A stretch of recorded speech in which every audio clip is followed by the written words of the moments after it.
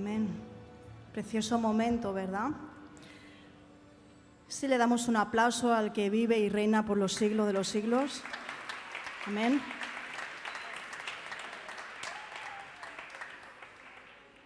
Le damos la bienvenida a David. ¿Estás por ahí, David? David. Amén. Bienvenido. Dios te bendiga.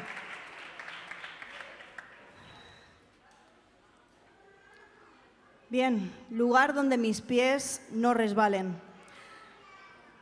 Esto es un poquito como cuando uno va al río con su calzado especial y se mete al agua y va buscando lo llano, ¿no?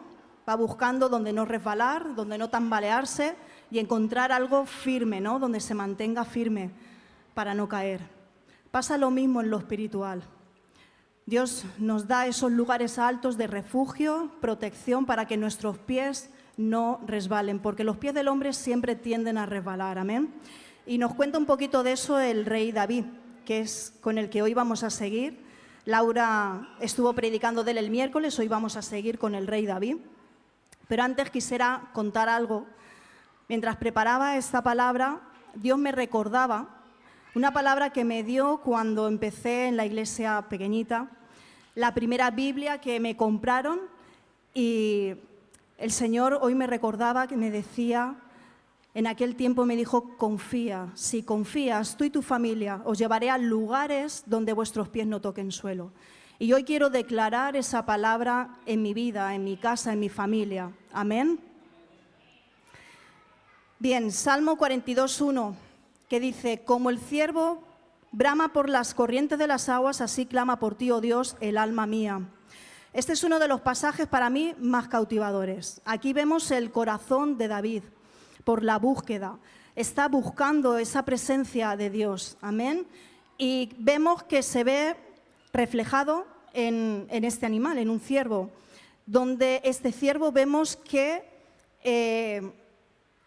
cuya sed lo lleva a bramar por las corrientes de las aguas. Pero mi pregunta es, ¿cómo brama? ¿Por qué brama el ciervo? Hay dos motivos por los que brama el ciervo.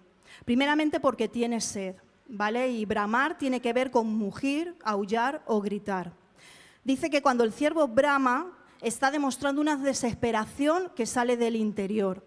Dice que es algo que es como un deseo ferviente, es como algo incontrolable, ¿vale?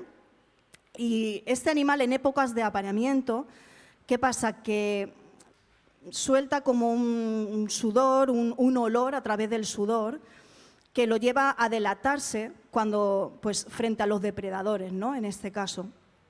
Por eso el segundo motivo de bramar tiene que ver con lavarse, quitarse ese olor, ese sudor, para no ser víctima de depredadores.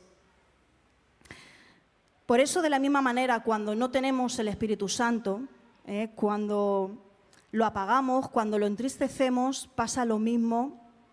¿Y qué ocurre? Que nosotros desprendemos ese aroma espiritual, ¿vale? Que también produce un olor que nos hace presas fáciles a nuestro depredador, que en este caso es Satanás.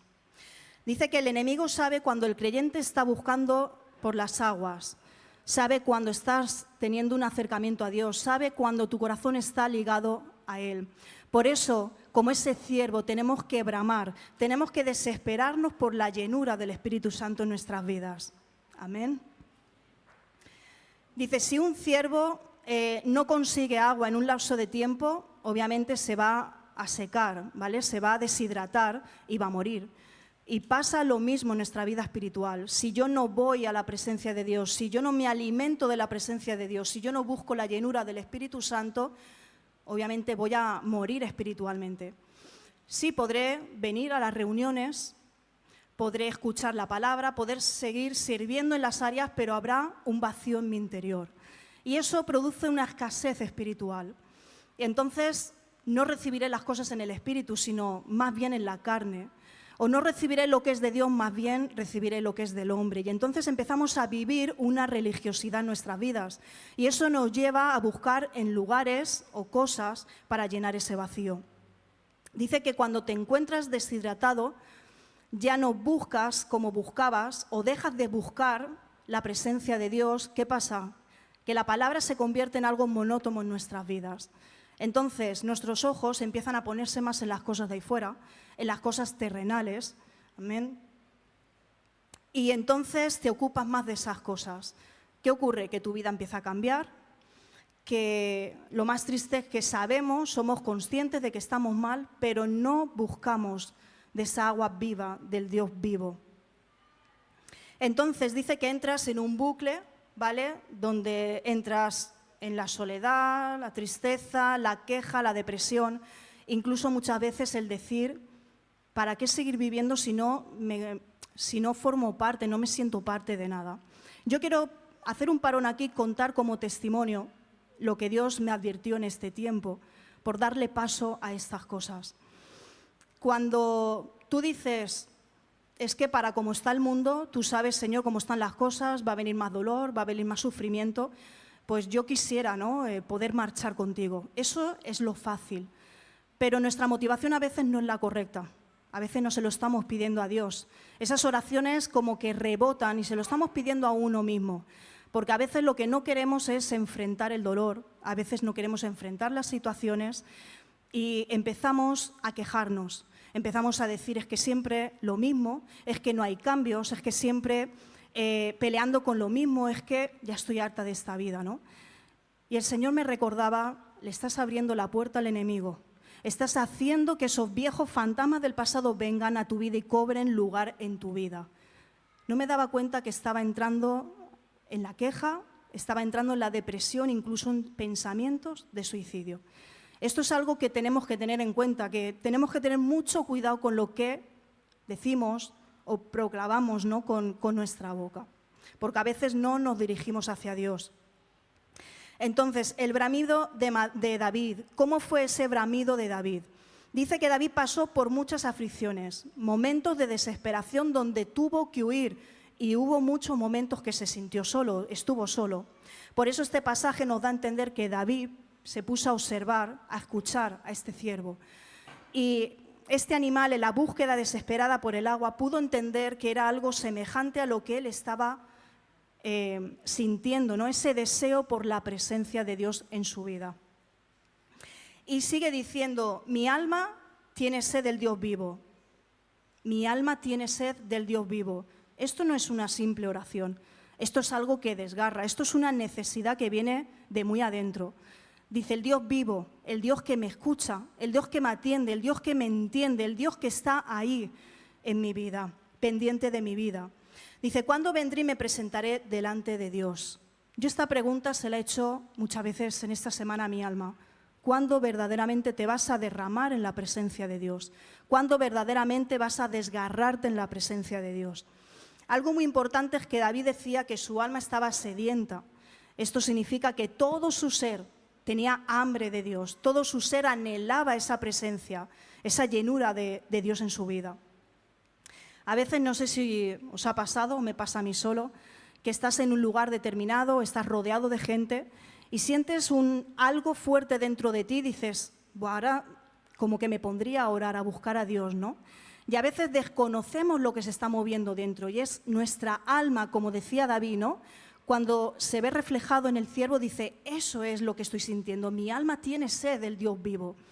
Y muchas veces descuidamos eso y empieza a haber una lucha entre nuestro espíritu y nuestra carne. Y muchas veces satisfacemos en ese momento la carne, cuando realmente tenemos que satisfacer el espíritu. Y a veces no somos conscientes de ello. Este salmo nos lleva a reflexionar que aunque estemos pasando por adversidades, nuestro deseo tiene que ser ferviente por la presencia de Dios. No me puedo tomar la libertad de desconectar de Dios o de darle lugar a la duda de lo que Dios está haciendo en mi vida o de lo que Dios ha prometido sobre mi vida. Y muchas veces también entramos en ese, como le damos a entender a Dios que no necesitamos de Él, no, yo ya lo hago yo por mí misma, ¿no? Yo me adelanto y lo hago porque yo me valgo por mí misma. O decimos, no, yo sé lo que me hago. Tenemos que tener mucho cuidado con lo que hablamos, con lo que expresamos, porque ahí puede haber que esté empezando una sequedad espiritual en tu vida. ¿Hace cuánto tiempo no anhelas la presencia de Dios? ¿Hace cuánto tiempo no tienes esa sed por el Dios vivo? Dice, si tú eres de esos que hace tiempo no buscas, de esa agua viva que solo puede venir de Dios, dice, hoy tengo una buena noticia para ti. Hoy es tu día, aún estás a tiempo. Dice Dios, aún estás a tiempo de regresar a donde me has dejado, de volver a retomar tu relación, amén, de ponerte a cuentas conmigo.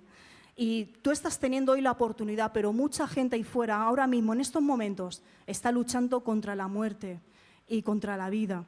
Está luchando por su enfermedad, está luchando por cada una de las batallas que se desatan ahí fuera en el mundo y no tiene a Dios. Juan 4, 13 y 14. Respondió Jesús y le dijo, cualquiera que bebiere de esta agua volverá a tener sed, mas el que bebiere del agua que yo le daré no tendrá sed jamás, sino que el agua que yo le daré será en él una fuente de agua que salte para vida eterna.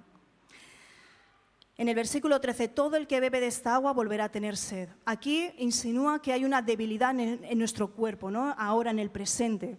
Dice que nada satisface del todo. ¿Qué pasa? Que cuando yo busco satisfacción en la carne es momentario, ¿vale? Es algo que está incompleto y cada vez te va a pedir más, cada vez te va a exigir más porque nunca será suficiente. Dice, la imperfección de las comodidades de esta vida que no duran para siempre. Lo que ayer bebí o comí no me sirve para hoy. Lo que hoy coma o beba no me sirve para mañana. Muchas veces anhelamos esas vacaciones, ¿no? Quiero vacaciones, quiero desconectar, me lo merezco. Y es como algo generacional, cuando viene el verano desconectamos automáticamente. A veces sin pensarlo, sin quererlo, desconectamos. Quiero descansar. ¿Pero qué es descansar para nosotros? Porque cuando desconectamos de la gente, estamos desconectando de Dios. Cuando yo me aparto y no quiero estar con nadie, estoy desconectando de Dios. Y mis vacaciones pueden ser playa, pueden ser familia, pero también es hacer la voluntad de Dios. Obviamente, tenemos más tiempo para hacer la voluntad de Dios. Amén. Dice, entonces por eso las cosas en la vida son temporales, son pasajeras, pero dice que las cosas en Dios son eternas y permanecen. Por eso el verano pasa, ahora viene el otoño. Amén. Y no tiene que haber esa diferencia en la búsqueda con Dios. En cambio le dice Jesús en el versículo 14, el que beba del agua que yo le daré no tendrá sed jamás. Cuando una persona prueba de esa agua viva, dice que no tendrás sed jamás porque Dios no solo da el agua, sino te lo da con todo, ¿no? Ese manantial en tu vida. Ese manantial que dice que es una sensación de gozo, de paz, algo que no se acaba. Es un deseo ferviente en nuestras vidas, un deseo por estar con Él y para Él. Dice, si solo fuésemos canales o depósitos de agua espiritual, tendríamos temor a que nos faltase el agua. Pero de saber y de ver que uno tiene ese manantial sobre su vida, uno no puede tener temor a la provisión de Dios en su vida. Y hablo espiritualmente. Dice, si la verdad llega a estancarse dentro de nosotros, nuestra vida espiritual, dice, se deteriora. Entonces mi espíritu no responde a la necesidad que constantemente nos está acosando, ¿verdad? Dice que es necesario que vayamos creciendo en el conocimiento de la palabra de Dios y dejarnos transformar nuestras vidas. ¿Por qué? Porque la palabra renueva, la palabra alienta, la palabra te da fortaleza, la palabra te enfrenta, la palabra te guía, te da dirección. Si no hay palabra diaria en mi vida, la escasez espiritual será mayor. Salmo 18, 31 al 34. Dice, porque ¿quién es Dios sino solo Jehová? ¿Y qué roca hay fuera de nuestro Dios? Dios es el que me ciñe de poder y quien hace perfecto mi camino, quien hace mis pies como de ciervas y me hace estar firme sobre mis alturas. ¿Quién adiestra mis manos para la batalla, para entesar con mis brazos el arco de bronce? Aquí tenemos a David y vemos la perfecta liberación de Dios en David. Por eso le exalta por la perfección del camino y la palabra de Dios. Dice, escudo es a todos los que en él esperan. Los que en Él esperan tiene que ver con el tiempo de Dios, tiene que ver esperar la respuesta, esperar el tiempo para moverme, esperar el tiempo para decidir por algo, por alguien, etc. No hay otro Dios que Jehová, ni hay refugio seguro que no sea el Señor. Dios es la fuente de poder y la guía para el que desea hacer perfecto su camino. ¿Quieres servir a Dios? ¿Quieres que Dios haga esa voluntad en tu vida?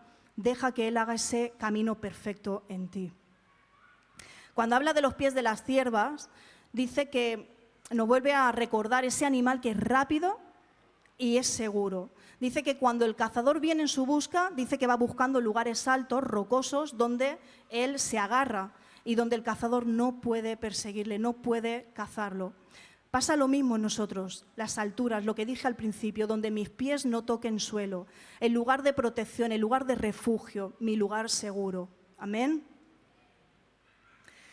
Dice, Dios ha enseñado al salmista a ser guerrero y le ha dado fuerza para entesar, para hacer tirante el arco de bronce, y lo mismo quiere hacer en nuestras vidas. David reconoce que tanto su vida de rectitud como sus victorias se deben a la obra de Dios. David era un hombre como tú y como yo. Vimos la semana pasada, ¿no? Áreas donde metía 100 veces la pata, era un desastre como padre, pero era un corazón conforme al de Dios. No que era más santo que tú y que yo. Sabía derramarse delante de la presencia de Dios. Sabía, no venía ocultando, sino abría su corazón. Sabía deleitarse en aquel que le daba la victoria en cada batalla. Perfecto es el camino de Dios. Su camino es la manera de tratar con su pueblo, es la manera de mostrar sus actos. ¿Y cómo trata? Dice, por ejemplo, en el Sinaí, ¿no? Cuando muestra sus actos al pueblo, está mostrando quién es Dios. Está mostrando, yo soy vuestro Dios, yo tengo el poder, yo estoy por encima de todo. Yo tengo esto para vosotros, tengo promesas. Pero ¿a quién le mostró el camino perfecto? A Moisés, el que buscaba la santidad, el que buscaba cada día subir a la montaña y reunirse con el gran yo soy. No tomaba una decisión sin ir primeramente al gran yo soy. Y antes de hablar con el pueblo, él venía la respuesta de Dios. Dice, el Dios cuyo camino es perfecto es el que hace perfecto el camino de David. ¿Por qué? Porque obedecía, porque sabía buscar de Dios, porque sabía deleitarse, porque dependía de Él. Dice, en la batalla contra el mal el creyente encuentra que solo Dios puede dirigir el camino. Él solo da destreza a nuestras manos en la batalla. Solo hace posible que estemos en las alturas, junto con Cristo Jesús. Salmo 17, del 5 al 8. Dice, sustenta mis pasos en tus caminos, para que mis pies no resbalen. Yo te he invocado por cuanto tú me oirás, oh Dios. Inclina a mí tu oído, escucha mi palabra, muestra tus maravillosas misericordias, tú que salvas a los que se refugian a tu diestra, de los que se levantan contra ellos. Guárdame como la niña de tus ojos, escóndeme bajo la sombra de tus alas. Aquí está pidiendo, hay una súplica por protección. Dice, sostén mis pasos, sustenta mis pasos en tus caminos para que mis pies no resbalen. David sentía que estaba en peligro de resbalar y de caer en el desastre. ¿Y cuántas veces estuvo al filo, ¿no? del desastre? Necesitaba que Dios mantuviera sus pasos para que sus pies no resbalasen. Y es que la palabra de Dios nos da dirección, pero la gracia es lo que nos capacita para llevar la palabra. La palabra es la guía y la gracia, Jesús en nuestras vidas, es el que nos capacita para llevar a cabo la palabra. Dice, el camino es bueno, pero cuidado porque nuestros pies son malos y entonces tienden a resbalar. Vemos la humilde oración de David. Él quiere oír, él pide ser sostenido, pero solo en los caminos de Dios. Es decir, yo no puedo decirle a Dios que sostenga mis caminos. Es como decir, buscar a Dios para que Él haga mi voluntad, llevarlo a lo que yo creo conveniente. Yo creo esto, yo hago aquello porque yo lo creo así. Eso son nuestros caminos, y nuestros caminos, dice la palabra, que son caminos de perdición. Tenemos que buscar el camino perfecto de Dios. Dice, yo te he invocado por cuanto tú me oirás. Aquí vemos la confianza de David en medio de la crisis, ¿verdad? Dice que es alentadora esa confianza, que aunque sus problemas estaban ahí, que no habían terminado de ser esos problemas, de enfrentar esos problemas, pero él sabía que si buscaba a Dios, Dios lo oiría. Dice, la posición del creyente es a menudo muy resbaladiza. Por eso Cristo nos dijo que en el mundo tendréis aflicción, pero confiar, porque yo he vencido al mundo. Es difícil, ¿no? Pero es así. En medio de la aflicción es donde uno verdaderamente conoce a Dios.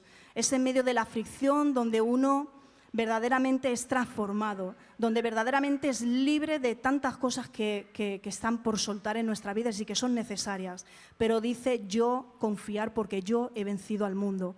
Es decir, que en medio de cada batalla, un pensamiento o cualquier cosa que venga el enemigo queriendo hacer como esa mentira como verdad en tu vida, él ya ha vencido el mundo. Deséchalo de tu vida, en el nombre de Jesús. Guárdame como la niña de tus ojos. Estos están en el lugar de protección. Ser la niña de sus ojos es como estar en la atención y en la atención de Dios y en su protección, en ser el centro de su atención y protección.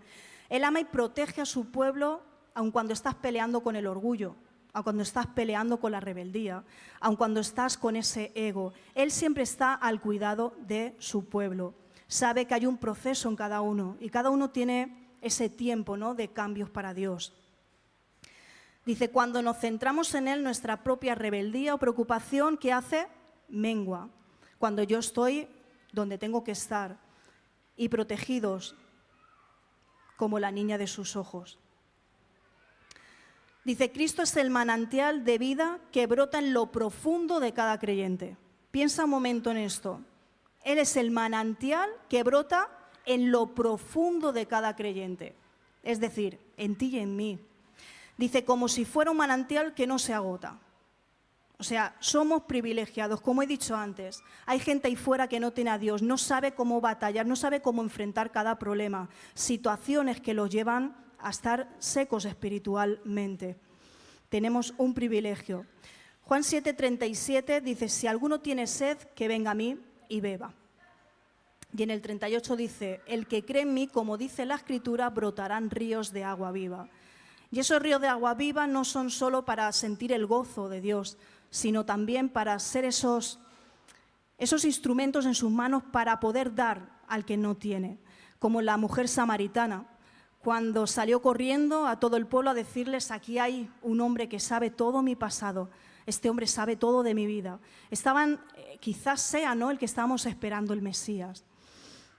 Y a mí esto me humilla, ¿no? Porque cuántas veces me quejo de mi familia inconversa, por ejemplo, y es que no hay un cambio, es que no hay manera con ellos, es que hay incredulidad de que Dios no los puede cambiar y que van a peor, ¿no? Y yo me preguntaba en estos días, ¿y qué estoy haciendo yo por ellos? Hay carga, hay oración constante, hay ayuno constante por ellos. ¿Verdaderamente me preocupa que Dios toque sus vidas? Si me preocupara, entonces yo estaría ahí para dar testimonio, para testificarles, y podría ver cosas. Dice, nada satisface al hombre y la sed de nuestra alma, porque las cosas del mundo solo pueden llenar nuestra sed física, pero eso trae un vacío en tu interior. ¿Qué tengo entonces para dar? ¿Qué puedo dar de Dios si estoy vacío? Dice, el error del hombre moderno es el mismo que advirtió ayer Jeremías, ¿vale? Cuando hace siglos le habló al pueblo de Israel, ¿no? Y dice que buscaban calmar su sed en el sitio equivocado. Jeremías 2:13. Dice, porque dos males ha hecho mi pueblo, me dejaron a mí fuente de agua viva y cavaron para sí cisternas rotas que no retienen agua. La sed del que está hablando aquí el Señor habla de la sed espiritual. Y es que con frecuencia es fácil culpar a otros de esa insatisfacción en tu vida. Es fácil culpar a otros, a tu cónyuge, a tus hijos, la economía, el trabajo, tus padres. Pero dice, realmente la verdadera causa de esa insatisfacción está dentro de uno mismo. Preguntémonos por qué estamos insatisfechos. Dice, si no solucionamos esta angustia en nuestro interior, lo que haremos, dice, será transmitir esa amargura a los demás, es decir, perjudicar lo que te rodea, influenciar lo que te rodea y contagiarlos. Dice, aunque el hombre haya descartado de su vida la fe en Dios y crea que el destino está marcado por la tecnología, por la ciencia o por la economía y demás, dice, sin embargo, conserva en el fondo de su corazón, dice, profundas necesidades espirituales. Por ignorar esto, no puede haber una llenura en ese vacío. Es decir, hay gente que vive sabiendo, no siendo conscientes que hay una necesidad espiritual y lo van llenando con otras cosas, pero nosotros sí somos conscientes y seguimos haciendo lo mismo como el que no sabe. Dice, tal vez logres callar tu conciencia, la voz de tu conciencia, pero persiste en tu interior un conflicto. Dice que si ese conflicto no es solucionado, avanza y destruye. Y ese conflicto en tu interior se va haciendo el boquete más grande y entonces vas buscando excusas, vas buscando evadirte y poco a poco hasta que te alejas totalmente de Dios. Juan 7, 37 y 38. En el último y gran día de la fiesta, Jesús se puso en pie y alzó la voz diciendo, si alguno tiene sed, venga a mí y beba. Lo hemos leído antes. El que cree en mí, como dice la Escritura, de su interior correrán ríos de agua viva. Vale, nos vamos al primer versículo. En la fiesta es una fiesta judía, ¿vale? De los tabernáculos. Dice, durante la fiesta, dice la Biblia, que llevaban a cabo 2 ceremonias importantes, ¿vale? Del pueblo hebreo. Llevaban antorchas alrededor del templo y iban iluminando las paredes, ¿vale? Con un candelabro brillante para demostrar que el Mesías sería la luz de todos los gentiles. La otra ceremonia que se veía era el sacerdote que sacaba agua del estanque del Siloé y lo llevaba al templo, donde lo vertían en un recipiente de plata y lo ponían junto al altar. ¿Y qué pedía el sacerdote a Dios? Que les proporcionara esa agua celestial en forma de lluvia para bendecir las cosechas. Dice que en el último día, el gran día de la fiesta, era el día esperado cuando sucede algo especial. ¿Qué pasa? Que en el Antiguo Testamento Dios ordena esas fiestas anuales para que el pueblo recordara las grandes cosas que Él había hecho por cada uno de ellos, primeramente liberándolos de la esclavitud de Egipto. Dice, y esa fiesta recordaba al pueblo que había pasado la travesía por el desierto. Dice, y como Dios suplió de una manera milagrosa todas sus necesidades, todas. Dice, una de las necesidades que había suplido era el agua.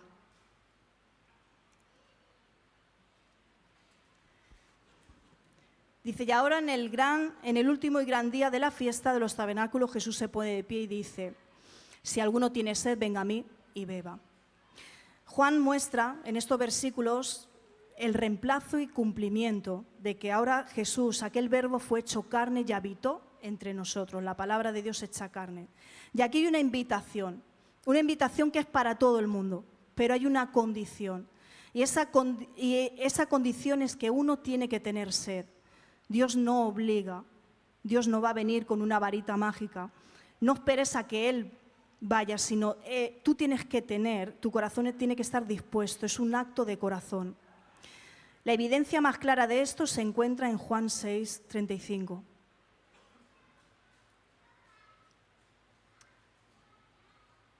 Dice, Jesús le dijo, yo soy el pan de vida, el que a mí viene nunca tendrá hambre y el que en mí cree no tendrá sed jamás.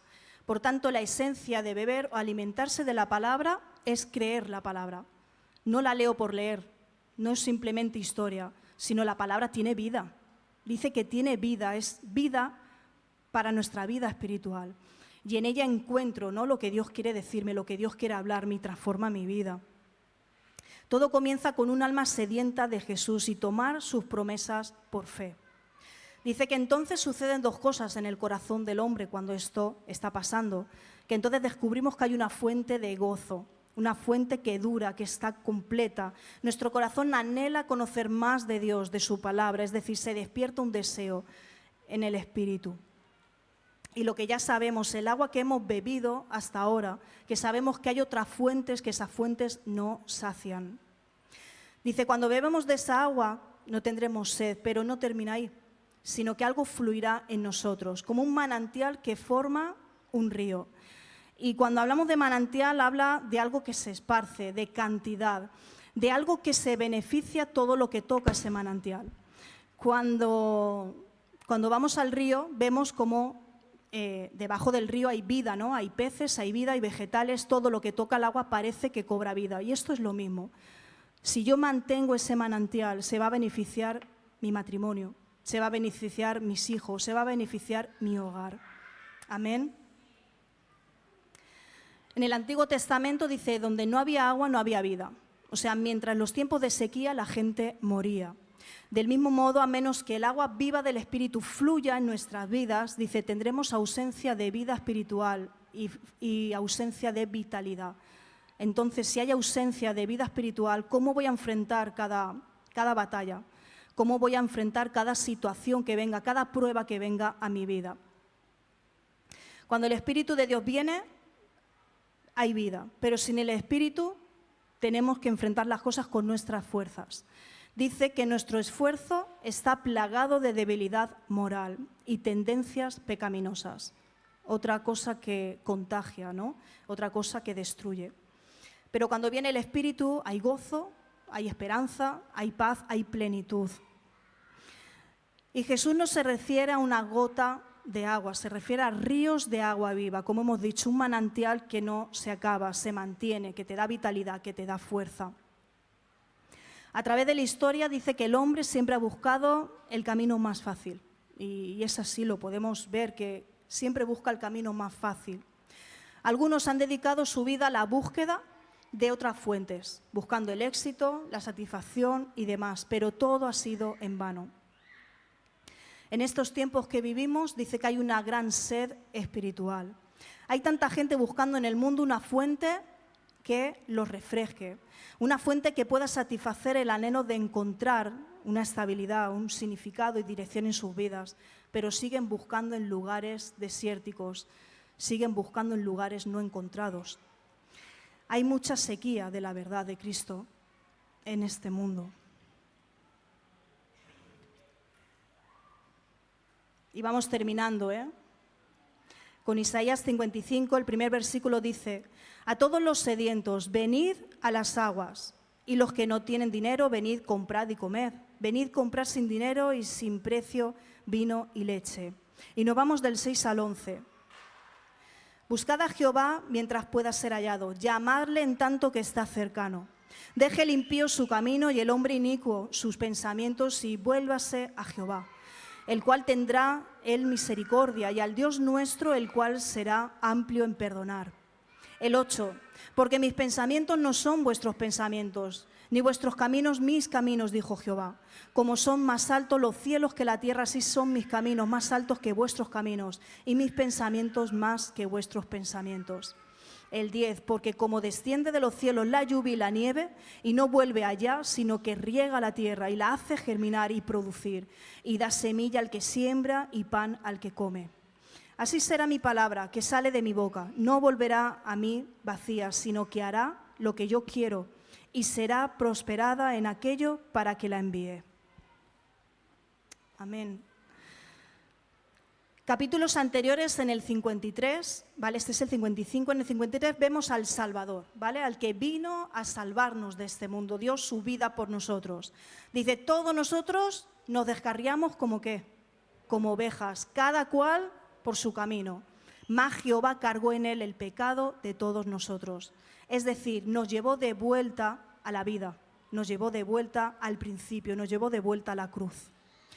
Y ahora en este capítulo encontramos la invitación de parte de Dios para todos. Hay una urgencia de búsqueda, ¿sí? Urge buscar a Dios, ordena buscarlo a Él. Y comienza el capítulo con un clamor que desgarra del corazón, un clamor que desgarra del corazón de Dios a todo individuo. ¿Para qué? Para que todo individuo considere la salvación. Pero dice a todos los sedientos, no importando tu condición, a todos los sedientos, aquellos que quieren recibir lo que Dios ofrece. Está hablando del corazón. Pero si tú estás satisfecho con las cosas del mundo, entonces este mensaje no es para ti. Él está nombrando a los sedientos, a los que quieren esa agua viva, a los que quieren experimentar verdaderamente esa llenura del Espíritu Santo. Dice, ¿estás cansado de este mundo? ¿Has probado y sabes que nada satisface ahí fuera? Yo tengo más para ti. En capítulos anteriores vemos, como hemos dicho, ¿no? Vemos a un Salvador dando su vida, pero ahora dice, venid y bebed. Ven a la fuente, yo sé por dónde tú estás pasando, yo quiero abrazar tu vida, yo soy tu deleite. Amén. Deje el impío sus malos caminos. El gran problema del hombre es el pecado, no es la enfermedad, no es la falta de trabajo, sino es el pecado, es la ausencia de Dios en su vida. Cuando el hombre reconoce esto, entonces puede bramar por las aguas porque empieza a haber una sed en su vida por las cosas de Dios y por Dios, obviamente. Dice, el hombre recibe la revelación de Dios. Dice que viene del cielo como la lluvia. La lluvia hace que la tierra dé fruto y la palabra de Dios es la semilla. Cuando la semilla y la lluvia se unen en la tierra, empieza a suceder algo en el corazón del hombre. Dice, lo que Él ha puesto en esta semilla, Él quiere darle crecimiento a tu vida. Cuando Cristo murió, no solo nos revivió a nosotros, los pecadores, sino también a esta tierra maldita por el pecado. Vino a quitar esa maldición por bendición. Vino a restaurar y dar vida al perdido. Entonces, ¿vas a buscar el lugar donde tus pies no resbalen? ¿Qué agua estás bebiendo? ¿De qué fuente estamos hablando? ¿O es que tu vida espiritual se está deshidratando? Dice, Dios te llevará a momentos, situaciones donde tengas que bramar por esa agua viva. Tendrás que gritar, mugir como ese ciervo, porque será ahí cuando encuentres esa satisfacción en la presencia de Dios. Dice, Él está tocando a las puertas, está llamando a tu corazón y Él quiere ver en ti esos ríos de agua y esos manantiales.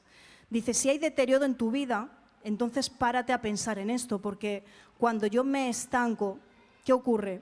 Cuando hay un estancamiento te paraliza y no puedes responder a Dios. Entonces dile hoy a Dios, sustenta mis pasos en tus caminos para que mis pies no resbalen. Amén. Te damos gracias, Señor, por la palabra, Señor. Te damos gracias, oh Dios, porque tú nos permites deleitarnos, porque tú nos permites tener acceso, oh Dios, porque tú nos permites ser ese altar, oh Dios, para ti, Señor, esa habitación para ti. Queremos retomar lo que hemos dejado, Señor. Queremos poner a cuentas nuestra vida, Señor, oh Dios. Toma control de nuestra mente, de nuestro corazón. Ayúdanos a vivir en las alturas donde nuestros pies no resbalen, Señor. Ayúdanos a ser así como David, un corazón conforme al tuyo, conforme al del Padre, Señor. Te damos gracias por este tiempo, en el nombre de Jesús. Amén. Y nos despedimos de los que estáis al otro lado de las redes. Damos gracias por estar ahí, por pasar este tiempo con nosotros y recordarte que el domingo estamos aquí a las 11 de la mañana. Que Dios os bendiga.